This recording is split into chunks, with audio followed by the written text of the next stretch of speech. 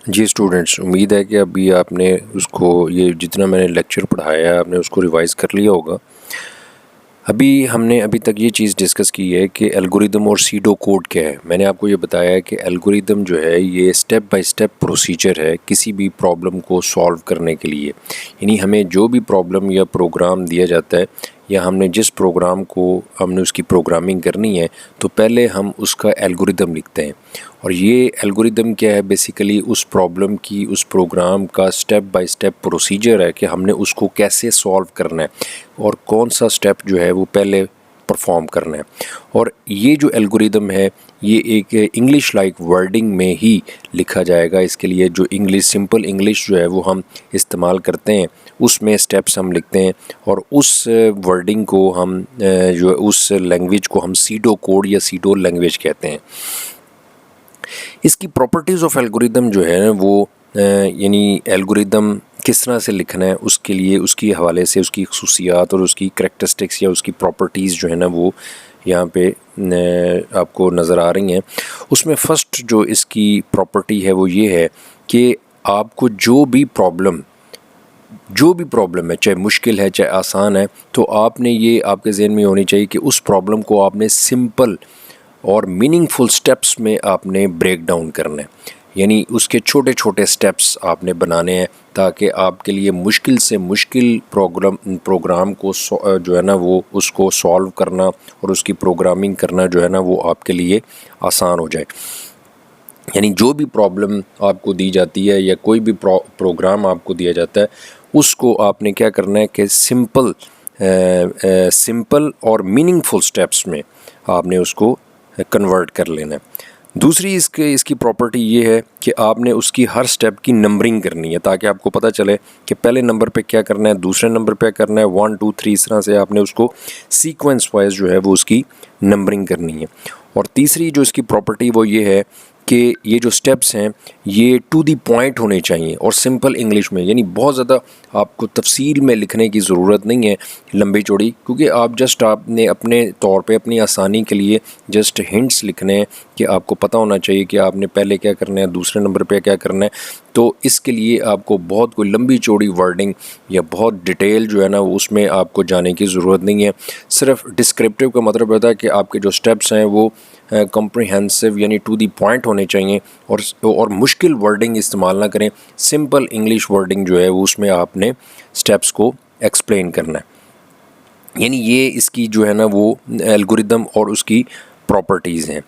उसके बाद इसके एडवांटेजेस एल्गोरिदम के आ जाते हैं। ये जो प्रॉपर्टीज़ ऑफ एल्गोरिदम है ये बड़ा इंपॉर्टेंट शॉर्ट क्वेश्चन है कि what are the properties of algorithm. तो ये एग्जामिनेशन पॉइंट ऑफ व्यू से आपने ये ज़हन में रखना है कि ये एक इम्पॉर्टेंट जो है ना वो क्वेश्चन है। और इसी तरह एल्गोरिदम के जो एडवांटेजेस हैं यानी इसके बेनिफिट्स हैं ये भी एग्जामिनेशन पॉइंट ऑफ व्यू से अहम है। तो इसको आपने इसमें 3 इसके एडवांटेजेस हैं। एक तो रिड्यूस्ड कम्प्लेक्सिटी, एक इंक्रीज्ड फ्लेक्सिबिलिटी और एक ईज़ ऑफ अंडरस्टैंडिंग। जो एडवांटेजेस हैं एल्गोरिदम में उसमें सबसे पहला जो बेनिफिट है वो ये है कि रिड्यूस्ड कम्प्लेक्सिटी, यानी ये अगर आप किसी भी प्रॉब्लम का एल्गोरिदम लिख लेंगे और उनको छोटे छोटे सिंपल स्टेप्स में अगर कन्वर्ट कर लेंगे तो जितना मर्ज़ी आपका मुश्किल प्रोग्राम है, जितना मर्ज़ी कॉम्प्लिकेटेड प्रोग्राम है, वो आपका टास्क जो है वो सिंपल और इजी हो जाएगा। ठीक है ना। और इसमें आपको किसी पर्टिकुलर लैंग्वेज पे फोकस करने की ज़रूरत नहीं है क्योंकि ये जो आप स्टेप्स लिख रहे हैं ये जनरली हैं। आप इन स्टेप्स को लेके आप बेशक सी में प्रोग्रामिंग करें, बेशक आप C++ में प्रोग्रामिंग करें, बेशक आप विजुअल बेसिक में प्रोग्रामिंग करें, किसी भी लैंग्वेज में। ये नहीं है कि ये जो एल्गोरिदम के आप जो स्टेप्स लिख रहे हैं ये सी में तो इम्प्लीमेंट हो सकते हैं, C++ में नहीं, या C++ में इम्प्लीमेंट हो सकते हैं, विजुअल बेसिक में नहीं, क्योंकि ये तो आप एक प्रॉब्लम को सॉल्व करने के जनरल स्टेप्स अपने हिंट्स के तौर पे अपनी आसानी के लिए आप वो स्टेप्स लिख रहे हैं, एक प्लानिंग लिख रहे हैं। ठीक है ना, एक वो की स्ट्रेटजीज़ लिख रहे हैं कि आपने उसको कैसे सॉल्व करना है, कौन सी इनपुट होनी चाहिए, क्या आपने आउटपुट लेनी है। तो इस पे आपका जो यानी प्रॉब्लम को सॉल्व करने पे आपका टोटली आपकी कंसंट्रेशन और आपका फोकस होना चाहिए, ना कि इस चीज़ पे कि आपने कौन सी लैंग्वेज जो है वो इस्तेमाल करनी है। तो इससे जब आपका सारा टोटली फोकस जो है वो टोटली कंसंट्रेशन जो है वो आपकी प्रॉब्लम को सॉल्व करने पे होगी, तो उससे आपकी जो कॉम्प्लिकेशंस हैं प्रॉब्लम से रिलेटेड जो है वो क्या हो जाएंगी, रिड्यूस हो जाएंगी और कम हो जाएंगी। दूसरे नंबर पे इसका जो बेनिफिट है वो ये है कि इंक्रीज्ड फ्लेक्सिबिलिटी। इंक्रीज्ड फ्लेक्सिबिलिटी का मतलब ये है कि ये एल्गोरिदम, मैंने अभी जिस तरह से बताया कि ये एक जनरल मेथड है, जनरल एक स्टेप्स हैं, ठीक है ना। आप इस जब एल्गोरिदम लिख लेंगे तो फिर इसको इन स्टेप्स के मुताबिक वो जो कोडिंग है वो किसी भी प्रोग्रामिंग लैंग्वेज में, जिस तरह विजुअल बेसिक है या जावा है या C++ है, आप किसी भी प्रोग्रामिंग लैंग्वेज में आप उन स्टेप्स को आप परफॉर्म कर सकते हैं और उनको इम्प्लीमेंट कर सकते हैं।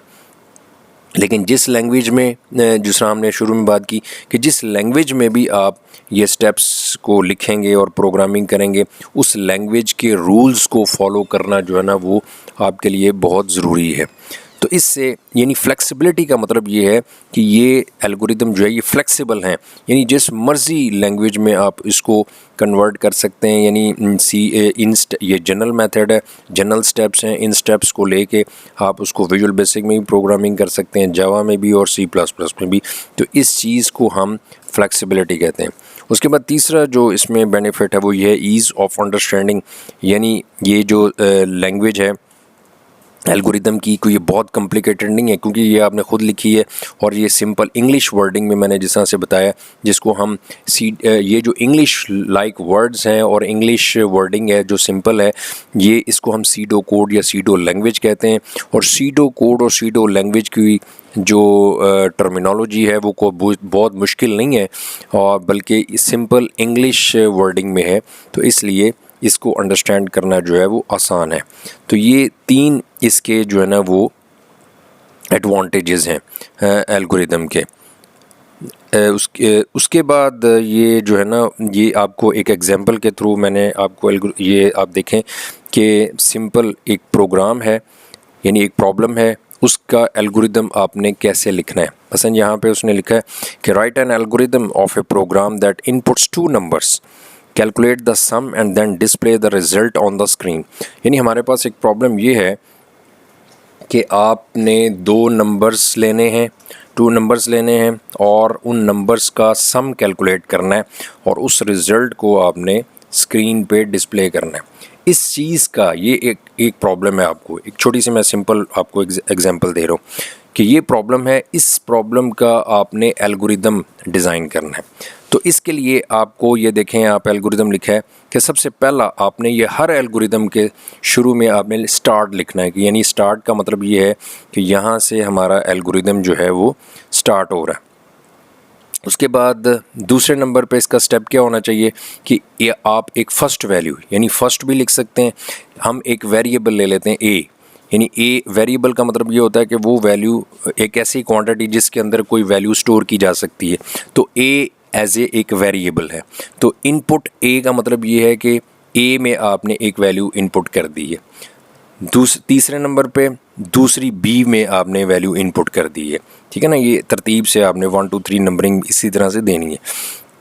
नेक्स्ट स्टेप, जब आपने दोनों नंबर्स को इनपुट कर दिए तो फिर उसके बाद क्या है कि आपने फर्स्ट वैल्यू ए में आपने स्टोर की है, दूसरी वैल्यू आपने बी में स्टोर की है, तो दोनों को आपने ए प्लस बी को दोनों को ऐड कर दिया और उसका रिज़ल्ट जो है उसके लिए आपने एक टोटल वेरिएबल ले लिया। आप इसको लिए टोटल भी ले सकते हैं, इसके रिज़ल्ट को आप सम में भी स्टोर करवा सकते हैं, यानी यहाँ पे कोई फिक्स नहीं है।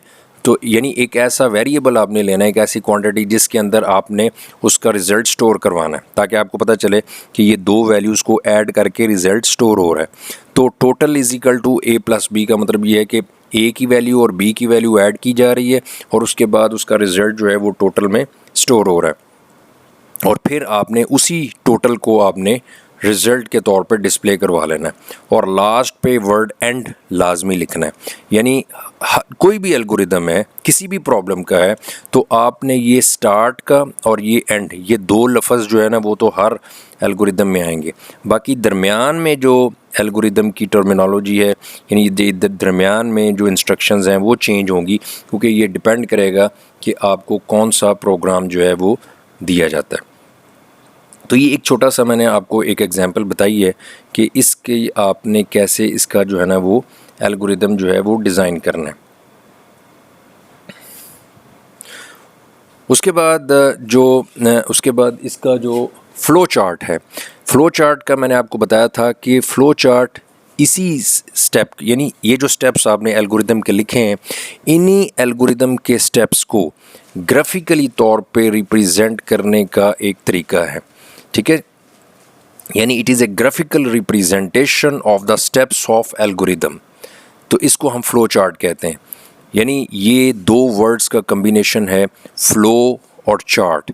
चार्ट का मतलब ये है कि ये डिफरेंट सिंबल्स हैं, ठीक है, और फ़्लो का मतलब ये है कि ये किस तरह से फ़्लो कर रहा है, यानी ये जो स्टेप्स हैं एल्गोरिदम के वो किस तरह से जा रहे हैं, किस तरह से मूव कर रहे हैं, मूव हो रहे हैं, किस तरह से उनका फ़्लो किस तरह से है। तो फ़्लो और चार्ट यानी फ़्लो चार्ट जो है ये दो लफ्ज़ वर्ड फ़्लो और चार्ट का कम्बिनेशन है। यानी हमने इसमें ये शो करते हैं कि हमारा बेसिकली जो हमने एल्गोरिदम के स्टेप्स लिखे हैं जिस सीक्वेंस से लिखे हैं उनका फ़्लो कैसे है और वो किस तरह से ग्राफिकली तौर पे हमने उसको रिप्रेजेंट करना है, और उसको हम सिंबल्स के ज़रिए जब हम उसको रिप्रेजेंट करते हैं तो वो इस चीज़ को हम फ़्लो चार्ट कहते हैं। और फ़्लो चार्ट से हमारी जो इसको समझना, इसके एल्गोरिदम के स्टेप्स को, वो मज़ीद जो है वो आसान हो जाता है। मसलन इसकी जो मसलन यूजेस हैं यहाँ पे उसके, ये भी बड़ी इंपॉर्टेंट है यूजेस फ़्लो चार्ट की, कि फ़्लो चार्ट की क्या यूजेस क्या हैं। यूजेस ऑफ फ़्लो चार्ट में ये है कि ये एल्गोरिदम को फर्स्ट यूज़ किया है कि ये एल्गोरिदम के स्टेप्स को ग्राफिकल मैनर में रिप्रेजेंट करने के लिए इस्तेमाल किया जाता है फ़्लो चार्ट जो है। ठीक है, दूसरा ये एल्गोरिदम के स्टेप्स को इससे यानी आसान वे में हमें समझ आ जाती है। यानी जब हम ग्राफिकली तौर पे एल्गोरिदम के स्टेप्स को हम ग्राफिकली तौर पे सिंबल्स के ज़रिए रिप्रेजेंट करते हैं तो ये इससे मज़ीद जो है ना वो उसको अंडरस्टैंड करना आसान हो जाता है। और ये प्रोग्राम के फ़्लो को अंडरस्टैंड करने के लिए और उसको समझाने के लिए जो है ना वो इस्तेमाल होता है, इसको हम इस्तेमाल करते हैं। और इससे प्रॉब्लम सॉल्विंग की जो लॉजिक है उससे मज़ीद इम्प्रूवमेंट उसमें होती है कि हमें मज़ीद उसको समझने में आसानी होती है।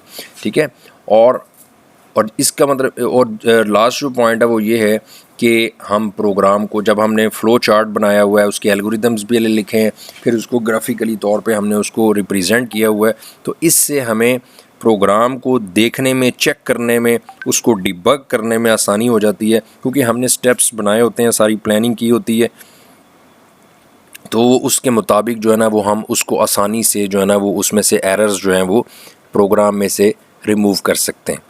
तो आज जो है वो यहाँ तक इसको कर लें। अभी इसका ये लेक्चर जो है वो भी बाद में इसको अभी कंटिन्यू करते हैं, तो आप इतना जो है ना वो इसको ज़रा इसको रिवाइज़ कर लें।